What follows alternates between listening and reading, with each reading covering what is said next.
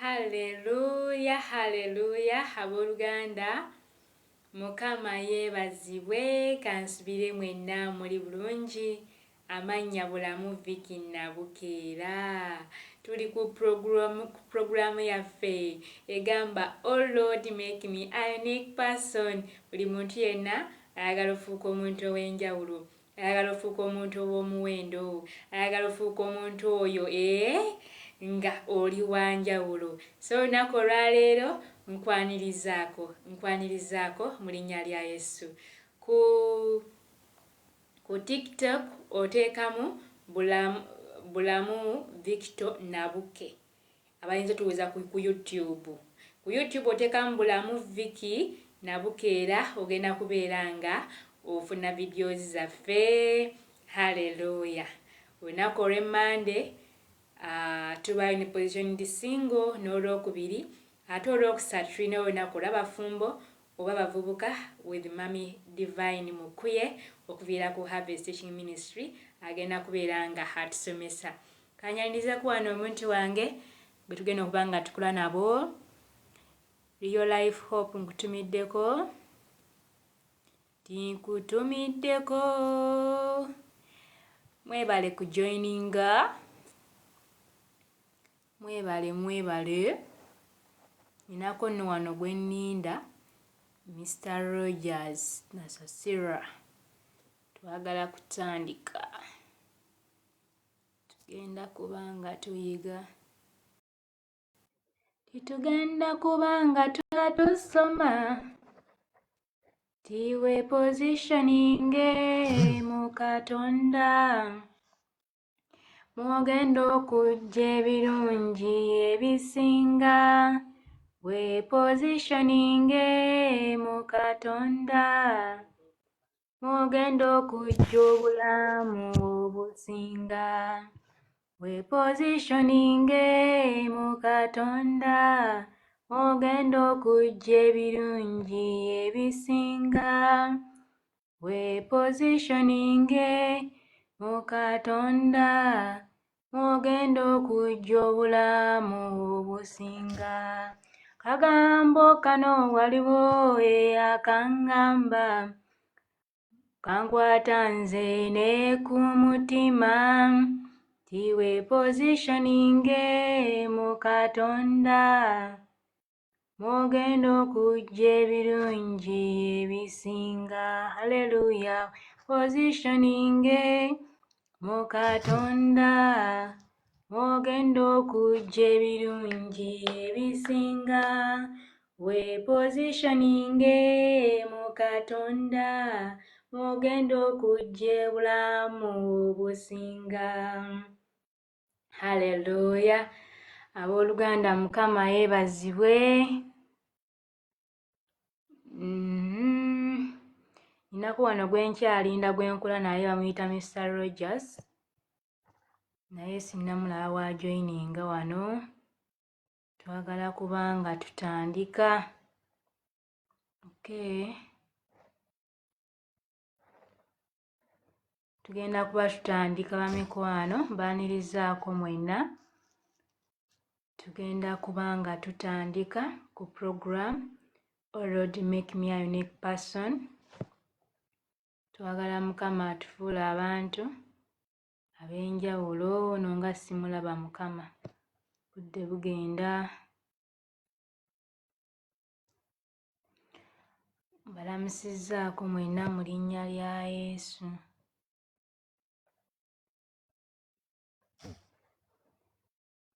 Wano sheyalingako kwene gundi katono.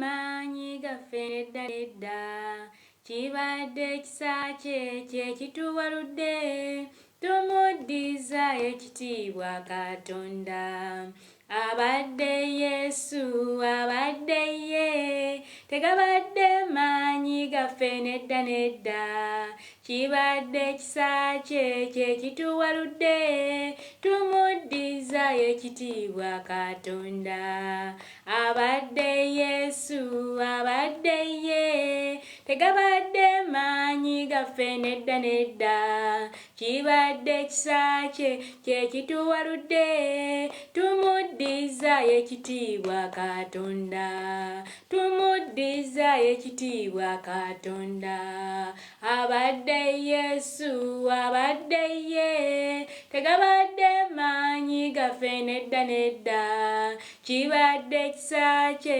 kyekituwaludde tumuddiza ekitiibwa Katonda oyo atuwadde obulamu mu nsi eno oyo akumye emirimu gyaffe oyo akumye famire zaffe tumuddiza ekitiibwa Katonda tumuddiza ekitiibwa Katonda abadde Yesu abadde ye tegabadde maanyi gaffe nedda nedda kibadde ekisa kye kyekituwaludde tumuddiza ekitiibwa Katonda oyo atuwonyeza endwadde oyo atulwanidde entalo atukumidde ku mawanga tumuddiza ekitiibwa Katonda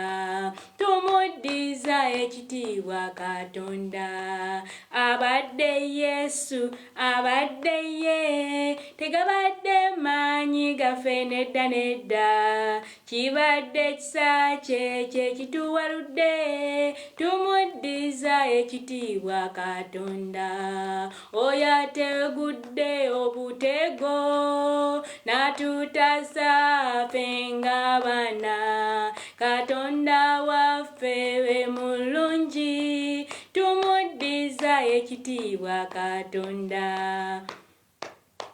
ekitiibwa Katonda abadde Yesu abadde ye tegabadde maanyi gaffe nedda nedda kibadde ekisa kye kyekituwaludde tumuddiza ekitiibwa Katonda tumuddiza ekitiibwa Katonda tumuddiza ekitiibwa Katonda tumuddiza ekitiibwa Katonda haleluya amazima nti nno okubeera nga tuli balamu okubeera nga tukyassa okubeera nga tufunye accident nga tutambula okubeera nga tukyali ku mirimu gye tuliko okubeera nga tufuna ekyokulya okubeera nga nsobola okutuula okubeera nga siriiko bulema okubeera nga nsobola okufuna akaseko kyonna kyonna kye tuli kyoli kyendi abadde Katonda oyinza okugamba it is my hard working kituufu naye senga olunaku lukya n'akusikamu amaanyi gye gasibuka toddamu kubeera ng'osobola okuba ng'okola so mu byonna abadde Katonda tumwebazengako oyo tumusiime oyo atukola obulungi atukola ebyekisa asinga abaana b'abantu asinga mukyalawo mwami we asobola okulabirira n'akuwa buli kimu naye tasobola kuwa bulamu tasobola kuwa mirembe Katonda gy'akuwa Katonda yakuwa emirembe n'olyokowa omuntu oyo gw'oli naye n'akufuukira emirembe naye ng'omuntu oyo nga yatabanguse obulungi olina ennyumba esobola okulema okusulamu naddala nga mukyala oba okitegeera ate wabeera mwami nga muboggoze oyinza okulemerera okusula mu nnyumba naye tubazeeko Mukama Katonda ku lwa byonna mu linnya lya Yesu haleluya twagala kuba nga tutandika pulogulaamu yaffe eno nkyalinako omwami gwe ndinda abeere nga neegattako tubeere nga tutandika ku pulogulaamu yaffe ya Lord make me a unique person kajjuka tujja tusaba nga itumulinda naye abeere nga atwegattako Ayi Mukama Katonda waffe ayinza byonna oli w'amaanyi oli wa buyinza teryakusinga teryakwenkana Katonda waffe. Tukuddiza ekitiibwa n'amatendo nga tukwebaza nti weebale kubanga otukoze bulungi, weebale gwe atukuŋŋaanyiza, buli wotukuŋŋaanya obeerawo kubanga oluteekateeka ng'otubuulira ekigambo ekirungi Mukama, kubanga bwe Katonda ateekateeka, gwe Mwoyo wa Mukama Katonda ateekateeka, ng'oteekerateekera gye tugenda ewantu ewalungi. Twaffe tukuddiza ekitiibwa munnange weebale. Kano akadde k'otuwadde okubeera mu maaso go taata munnange weebale gwe atuwaludde. Weebale Mukama Katonda. May you take over, may the Holy Spirit take over in this program and help everyone so that we can learn in Jesus' mighty name. I have prayed and believe. Amen. Omukulu mulengedde naye atuuse. Omukulu mulengedde atuuse. Kamunvayitinge ku gundi ye. Ku hosti. Wakuba ku hosti ate mba simulaba simanyi lwaki.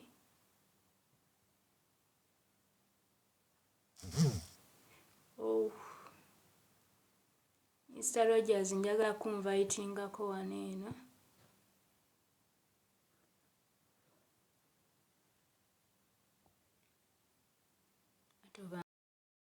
Simanyi. My God. Bannange. Hello. Olaba olinga wabadde azze engeri gye mbadde njagala obeere ng'ojjamu naye wenkusaaki nga wano mba sikulaba.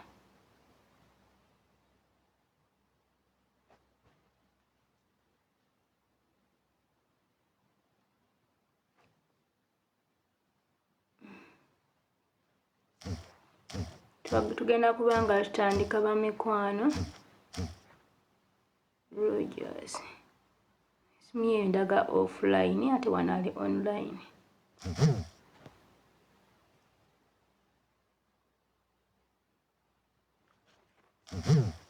Mr. Rogers tutandike, may you join. Tulinze gwe ssebo tutandike.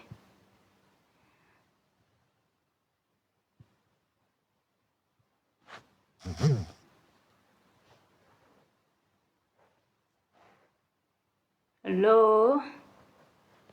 Nayina kwano gwe nkyalinda akoonemu tutandike naye ndowooza netiwaaka emutawaanyaamu. Netiwaaka emutawaanyaamu naye nga agenda kubeera nga ajoininga. Mr. Rogers obeera gy'onsigaho ka request webanga tegize. Mbandizaako mwenna abooluganda mu linnya lya Yesu Kristo omwana wa Katonda omulamu. Sister Stella webale kutwegattako. Mr. Rogers na mwenna batwegaseeko abatuweera omukisa Mukama Katonda. Twagala kubeera nga tugenda ku program yaffe egamba Oh Lord make me a unique person. Nyinako omwami gwe nkyalinda gwe njagala tube nga tukolako naye. Wakuba network oba emusumbuyeemu. Uno mulengera asinise invite. Okay.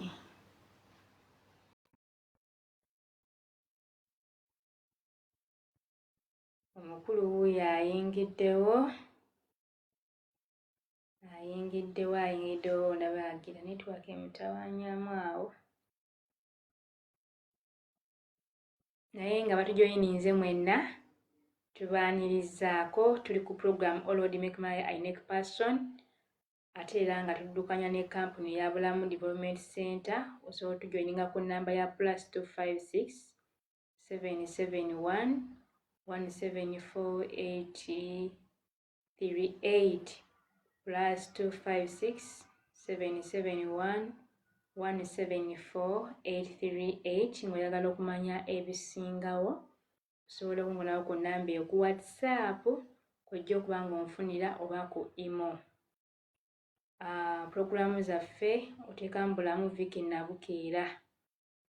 Omukulu netiwaaka ekyamutawaanya simanyi lwaki. Netiwaaka ekyamutawaanya omukulu.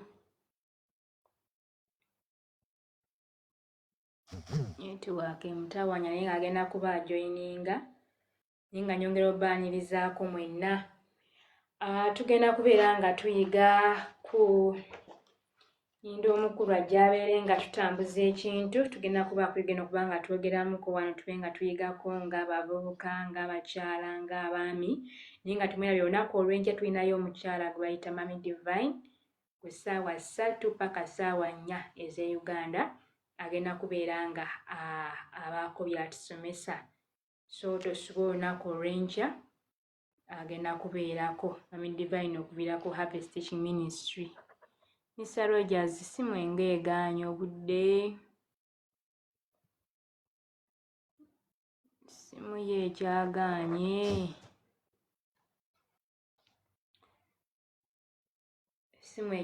katujja tugenda mu maaso obudde bugenda nga yetumulinda naye kyalinyumye bulungi nga waali tutambuza bulungi puroguramu yaffe naye nga tuli ku position single tuli ku mutwe ogamba nti position single etadde mu kifo ekituufu walina okubeera nga ali wetwagala okuba nga twogerako mpola mukulu netiwaaka emutawaanya kama netiwaaka emulemesezza okujoyininga. Mr. Rogers oba osobola okubira ku imo nekukwata wano simanyi oba kiba kisobola okukola simanyi netiwaaka egaanye ntusonyiwemukko twagala kukola kintu kiringanga tokosho naye waakuba netiwaaka ekyamulemesezza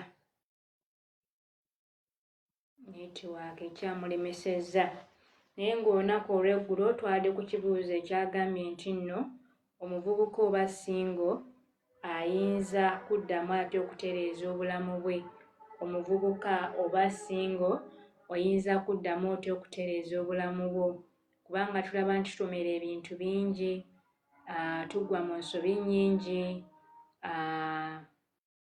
ne twekanga nga tulemeddwa okuba nga tuva mu nsobi ezo oba oli n'alaba nga gulinga omugugu omunene ennyo so nga ate singa addako obuzima begawaati katono ate asobola okuddamu n'asimvula n'asobola okubeera nga atambula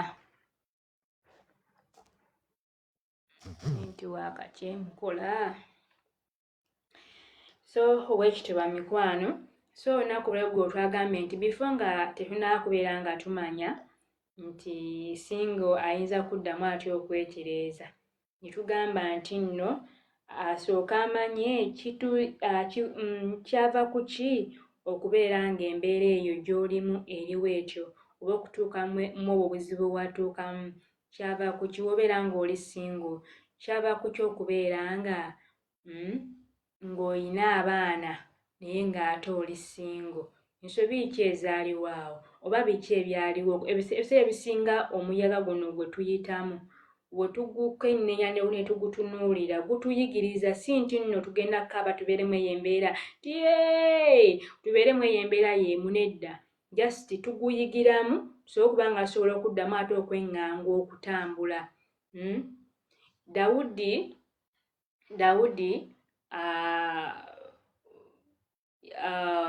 Dawudi mu Bayibuli waliwo Omufirisuuti eyali yeefudde nti w'amaanyi ng'anyooma abantu ba Katonda.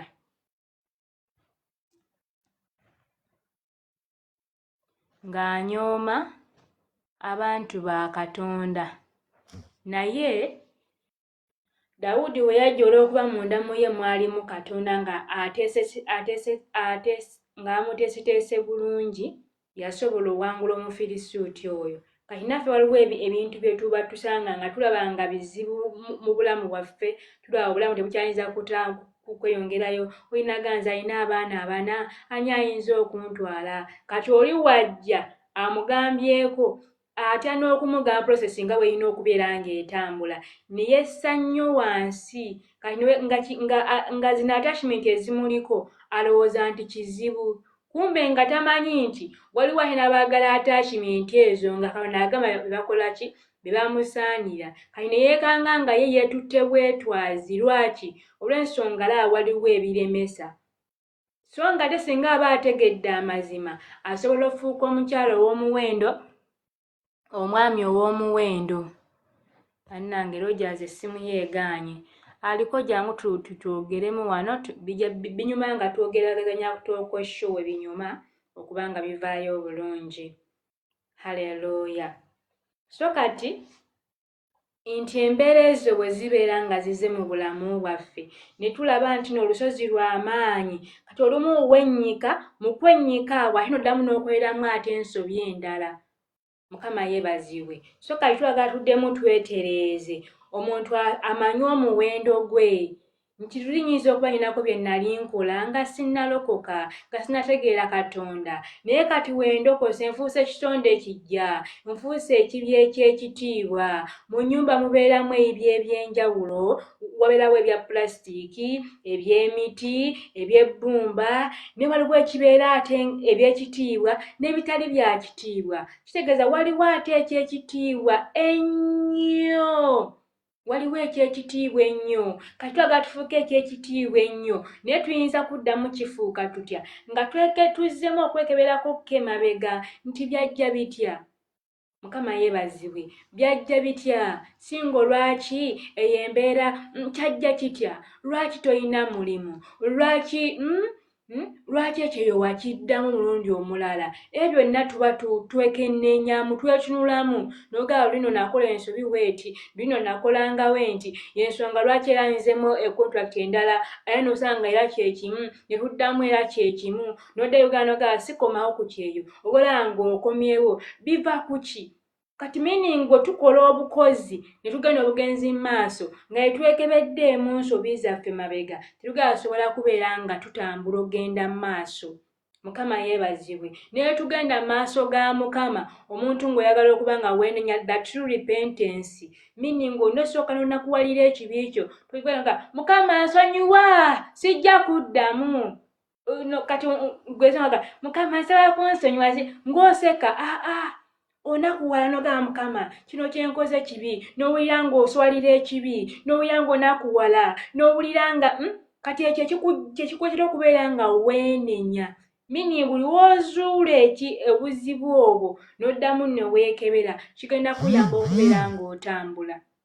Osobola okugamba bannange kontrakiti bigaanye ku kyeyo weetamiddwayo biki naye singa oddamu n'oweetereeza osobola okugamba naye kituufu Mukama nga ngubye bikoze bitya naye wemba nyina emitwalo 5 kisobola kubaako era kyentandika. Kati weddamu n'ogamba naye abatajjangako eno abantu mbagjeeko amaaso bajja kwogera waliwo yakutuma waliwo yakusonderako. Buli w'onookola ng'otunuulira abantu ogenda kulemerera okugenda mu maaso. Buli w'onookola ng'oyagala osanyusa abantu ogenda kutya okutandika ekintu. Ogabanda batya nga ntuna nze ennyaanya nze omukyalo omulungi waati. Bwe ziba nnyaanya nga ze zirimu ssente nga kuno okoze bino ebirala tebiriimu ssente kati ddayo ogambe ngenda kukola ki? Ddayo okole ki? Namaya Mr. Rogers egaanye aliko osobola okujja ne tubeera nga twogerezeganya ate n'okwewabula si weewaawo gamba weewaawo. So kati nti w'olaba nga nnyaanya ze zirimu ssente bano ogenda bajjako amaaso okwate ennyaanya otunde kubanga w'onobba boogera w'ogaggawala boogera olaba n'omwana ali mu lubuto bamwogerera. Kati w'otya ebigambo you will not move. Ntera okugamba bakampuni ya Bulamu Development Center ne bagamba nti nno njagalawo ba risk taker oba olaba Vika agenda kubba don't join. Oba olaba nti nno ayagala kola lw'obaako endowooza enkyamu gy'olina gyendi tosembera kubanga wonna olowooza nti ngenda kubba era mba ngenda kubba wonna olowooza nti sigenda kubba era mba sijja kubba kitegeeza kubanga ky'oteeka munda buli w'okiteekamu ogala olaba era nga kyekikulyetingibwawo oba kitegeera. Kati oba olina kukyusa omuntu omagamba nti change your mind. Bayibuli egamba nti renew your mind. Zabujja endowooza yo, zabujja obwongo bwo. Kati oba ayagala okubeera nti omuvubuka oba singa ayinza kuddamu ati okutereeza obulamu bwe oyinza kuba ng'ozza bujja endowooza yo. Lwaki mbiddiŋŋana? Kubanga luwaggula bataabaddewo nti olina kuzza bujja obulamu bwo. Bw'otabuzza bujja ogenda mmenyeka. Kiringa nga wobeera muzibe ng'otambula nga tolaba. Osobola okwekoona naye olaba ne muzibe naye bamunoonyezayo atisiti akwatakwata. Mukama yeebazibwe. Kati totya kuddamu kwetereeza. Totya kuddamu kutereeza bulamu bwo. Mukama yeebazibwe. Nti omuvubuka oba singo ayinza kuddamu ate okutereeza obulamu bwe. Tugambye ekisookerwako sooka omanye kyajja kitya okuba ng'olimu eyo embeera. Ndowooza point buwandiike wano eno. Tugambye nti sooka omanye kyajja kitya okutuuka mu eyo embeera. Mukama yeebazibwe. Kitabo kimbuzaabuza kino. Mukama yeebazibwe. Oba okitegeera tuwandiike wano points nti sooka omanye kyajja kitya. Pensi erwawo. Ne Sarojaz essimu yeegaanye. Asobola okujoyiningako wano ne tuteesa. Tugende nti sooka omanye kyajja kitya. Kyajja kitya okutuuka mu eyo embeera. Mukama yeebazibwe. Jjukira tuli mu kugamba nti omuvubuka ayinza kuddamu ate okubeera ng'atereeza obulamu bwe. Ne tugamba nti renewing your mind, okuddamu okubeera ng'otereeza obulamu bwo. Okutereeza endowooza yo okutereeza, okuzza bujja. Okuzza bujja endowooza yo. Mukama yeebazibwe. Endowooza yo. Mukama yeebazibwe. Jjukira tugambye nti nno w'ogenda mu Baluumi 12 olunyiriri tutandikire ku lwakumeka? Olwokubiri. Abaluumi 12 olwokubiri lugamba lutya?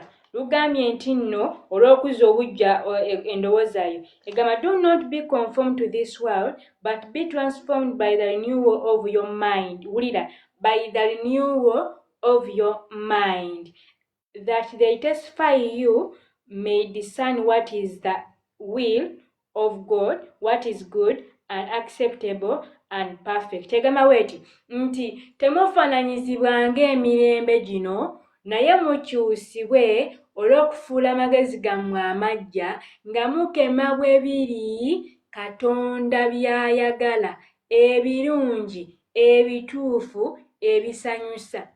Awo oba okola will of God, oba okola kwagala kwa Katonda. Kati oba oyagala okuba ng'oddamu okuba nga weetereeza nga ggwe omuvubuka oba singa mpuliriza, kitegeeza oba ggwe omukozi ampuliriza, olina kubeera ng'osooka kutereeza ndowooza yo.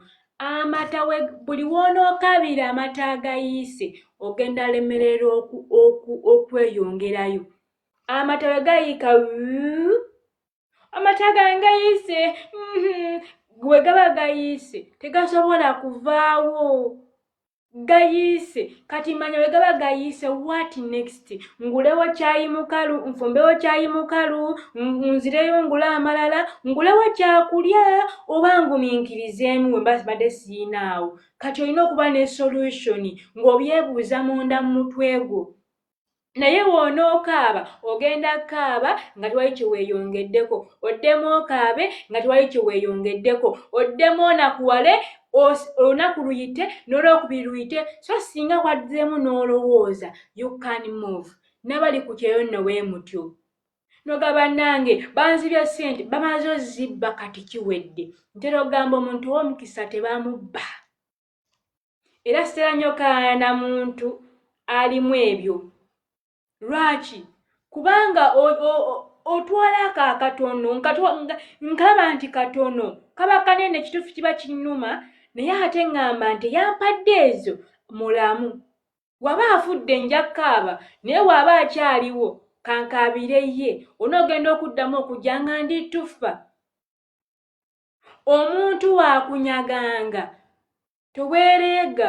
Omuntu agendako eno nkyateekawo bizinensi toweereega naye, kubanga bayibo yaffe nnamu nze ngatambulirako mu bayibo enkolerako ku bintu ebimu. kubanga namu singa akolima naye nga asaba ekigambo kya Katonda kituukirizibwekokko nti oli waakola munno obubi nange kituufu nkola ensobi bayibe gawe onoomala okunyaga naye nga bakunyaga kati obudde bagenda omumala tugende mu balooya tugende mu biki bitwala obudde.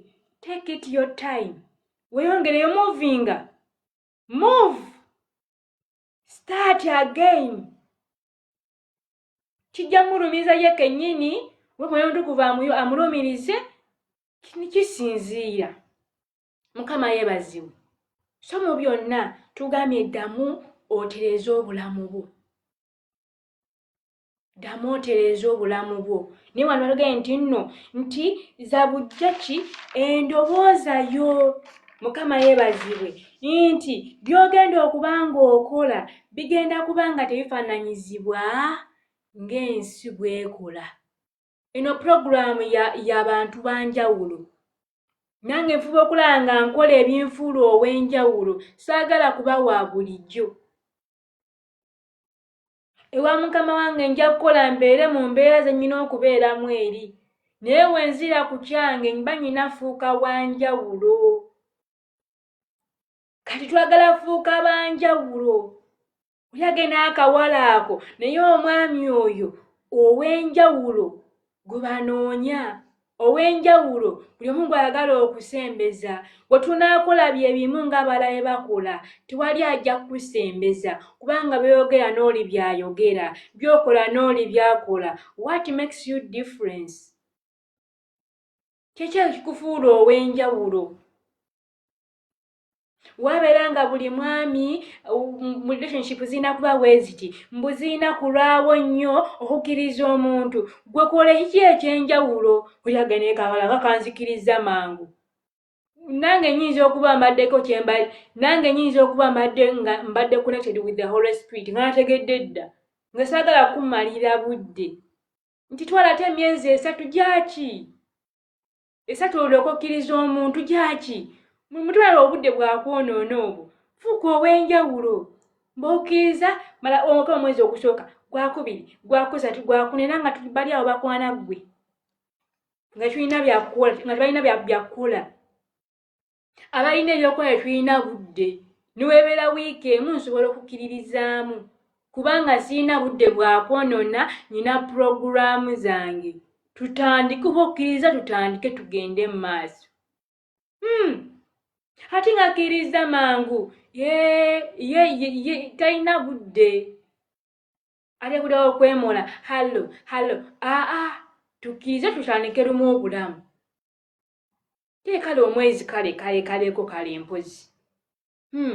Waliwo bano abajjanga ba strange abo beetaaga budde naye oba neno nga badde mukwano gwo nga toyagala kumala myezi 3 mwale akwanira emyezi 3 ngende mu dating emyezi emekere nagyo 3 ngende mu courtship emyaka 2 story munagaana nga tuli awo tukaddiira awo. Ayimaye kwetegereza wala Katonda abadde positioned with God ayinza okuŋŋanya n'engenda mu kikyamu mpozi nga gwaba teyeeterezezza. Mukama yeebazibwe. Tugenda kubeera nga tukomako wano eno tujja kuba tweyongerayo olunaku olulala tukozesa eddakiika zaffe 37 si weewaawo. Omwami gwe manjaga kuba nga tukola naye puroguraamu tasobodde kubaako netiwaaka emisumbuye naye nga Mr. Rogers nasasira nkutumiddeko netiwaaka emisumbuye. Kamala olaba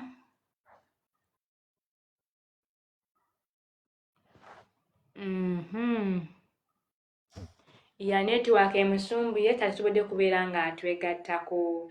Ntumiddeko ne Mr. Nyanzi Joweyo naye nabo tukola nabo, Sister Vicky Keizi naye tukola naye, pasita wange mutumiddeko Pastor Aisha Jadi Mulindwa kuviira ku Prayer Time Ministry, ate n'aba Chain Breakers ewa Pastor John Hirabigaba nabo batumiddeko Abamaraji Talk, mubali mwena abawuliza batugoberera, ate n'aba Harvest Singles Forum batumiddeko mwena, ate era watulinayo ne Harvest Ministry osobola kampasa Jadi Mukuyu osobola okubeera nga omufuna nobeera nga omufuna. Abaagala joininga Bible University ya tulina certificate, diploma, byonna gye biri. Osobola okubeera ng'otujoyininga ku namba yange, you can inbox me bakonectingako, oba si kyo n'ogenda n'onoonya Harvest Ministry ojja kubeera nga obafuna. Namba yange ya +256 771 174 838 +256 771 174 838 ye namba yange ku WhatsApp ojja okuba nga onfunira, ne ku Facebook, ne ku TikTok, ne ku Imo. Okuba direct call mulala yagenda okuba nga akwata, naye okozesa WhatsApp ojja kubeera nga asobola okubeera nga onfuna. Hallelujah. So ne ku byebyo Sister Katrina nkutumiddeko, oyo akola ku program ey'obulamu obw'okukyeyo, wamu ne basista mwenna, Mami Divine mutumiddeko, Miss Royals mutumiddeko, kampuni ya Bulamu Development Center mbatumiddeko, mwenna mwebale kubeera nga mutugoberera. Baagazi olunaku olulungi genda patukoma wano, netiwaaka ekyatukyojja naye tujja kugiwangula, so okuba nga tuweereza obulungi Mukama Katonda waffe. Haleluya. Abampeera omukisa Mukama mwebale kuwuliriza. Tujja kuba ne program egamba endala ndwawo gikulaakulako ko naye gamba nti ozimba oba ozimbulula. Eyo nayo giri program nyingi mpola mpola ojja kuba tukuweerezaako obumu bu clip, bu short video ojja kuba nga ofuna ku gundi yange oba olumunzi live. Beera bulungi, weeraba, akumpeera omukisa Mukama Katonda. Abadde Yesu, abadde ye.